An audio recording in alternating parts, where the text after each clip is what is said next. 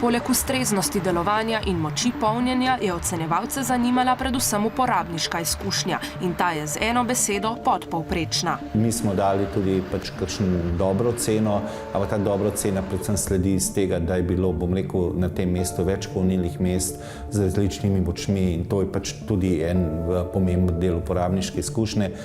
Sam način upravljanja s polnilnico in pa kaj lahko počneš, če tako rečemo, tiste pol ure ali pa 20 minut, ko avtomobil polniš, v tem pa pri nas, pa ne samo pri nas, tudi po Evropi še nismo tako deležni, da bi lahko rekli, da je izkušnja zares prijazna.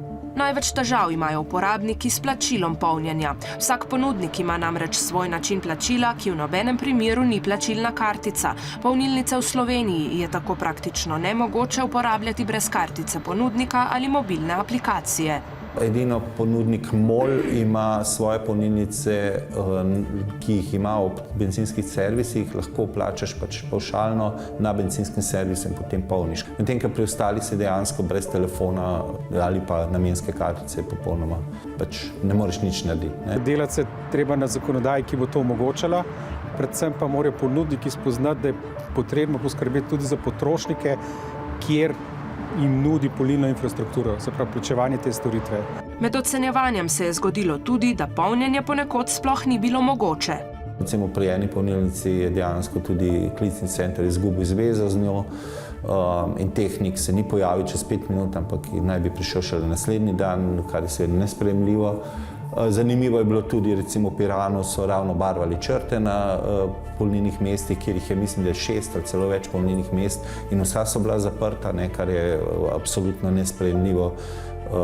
Če počakajte še pol ure, 3/4 ure, ja, seveda, tako kot nam ponavadi reče na bencinskih servisih. Ocenjevalci so še ugotovili, da niti ena od polnilnic ni imela strehe, če seveda ne štejemo tistih v garažnih hišah. Aktiviranje polnilnice je tako lahko oteženo tudi zaradi vremenskih razmer. Poleg tega so polnilnice zelo slabo označene, razen na avtocestnem križu skorajda ni oznak, ki bi voznika usmerile do njih. Ko recimo se pelješ po neki cesti in je lepo označena bencinska črpalka, ni pa označena recimo polnilnica na tej bencinski črpalki ali pa malo naprej, recimo, da bi bilo, da je pa v mestu, ne vem, za občinsko hišo pa polnilnica, tega ni. Med ocenjevanjem tudi niso našli nobene polnilnice, ki bi imela za tiste, ki polnijo električni avtomobil v bližini toaletni prostor, trgovino ali gostinski lokal, tako kot so recimo opremljeni bencinski servisi. Zakaj ne morete polnilnice postaviti tam, kjer je bencinski servis? Del bencinskega servisa so lahko tudi 2 polnilnici in se potem kasneje širijo. To so primeri iz Avstrije, Madžarske, Norveške. To so recimo primeri, ki smo jih 4-5 let nazaj navajali z Norveške. Takrat se je prvič pojavila bencinski servis, kjer so zamenjali 2 mesta z bencinskimi ročkami z polnilnicami. Pri društvu E-mobilnost Slovenija pa še opozarjajo, da bi morale biti cene polnjenja električnih vozil regulirane. Z ene strani bi lahko rekli, da spodbujamo uporabo fosilnih vozil, z druge strani pa omejujemo s prostim trgom uporabo električnih vozil.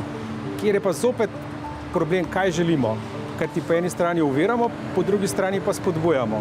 Subvencije so spodbujanje, ugodni krediti so zopet spodbujanje, pozitivna diskriminacija je spodbujanje, ampak po drugi strani je pa cena te električne energije ni regulirana, se pravi del prostega trga v primerjavi z fosilnimi gorivi. Cene se namreč od polnilnice do polnilnice precej razlikujejo. Med hitrimi polnilnicami boste največ, kar 79 centov za kilovatno uro, odšteli za polnjenje pri polnilni mreži Ionity, najmanj 35 centov pa pri Teslinem omrežju Supercharger.